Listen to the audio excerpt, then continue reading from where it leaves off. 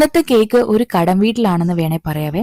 കാരണം നമ്മുടെ ഈ കസ്റ്റമർ രണ്ടാമതായിട്ട് തരുന്ന ഓർഡർ ആട്ടോ ഞാൻ ഇന്ന് ചെയ്യുന്നത്.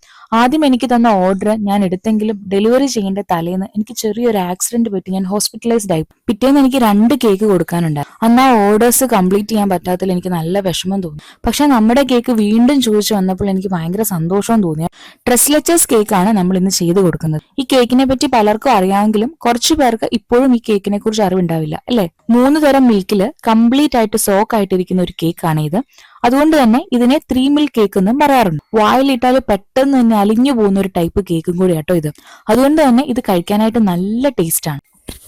ഇതിന്റെ മുകളിലായിട്ട് ഞാൻ ഇതുപോലെ പിസ്ത ഇങ്ങനെ ഇടുന്നുണ്ട്. നമുക്ക് ഓപ്ഷനിലായിട്ട് ഉണങ്ങിയ റോസ് പെറ്റൽസ് ഇടുവാണെങ്കിൽ കുറച്ചും കൂടി ഒരു റിച്ച് ലുക്ക് കിട്ടും. നമ്മൾ ഇതുപോലെ ഒരു കണ്ടെയ്നറിലാക്കിയാട്ടോ ഈ കേക്ക് സെർവ് ചെയ്യുന്നത്. കാരണം ഇത് കംപ്ലീറ്റ്ലി ഇങ്ങനെ സോക്ക് ആയിട്ടിരിക്കുന്ന കേക്ക് ആയതുകൊണ്ട് പേപ്പർ ബോക്സിൽ നമുക്കിത് കൊടുക്കാൻ പറ്റില്ല. അതുകൊണ്ട് തന്നെ ഇങ്ങനെ ഒരു കണ്ടെയ്നറിലാണ് ഞാനിത് സെയിൽ ചെയ്യുന്നത്. ഇതിന്റെ കൂടെ ഈ ചെറിയ കണ്ടെയ്നറിൽ നമ്മൾ അഡീഷണൽ ആയിട്ട് കുറച്ച് മിൽക്കും കൂടെ കൊടുക്കുന്നുണ്ട്.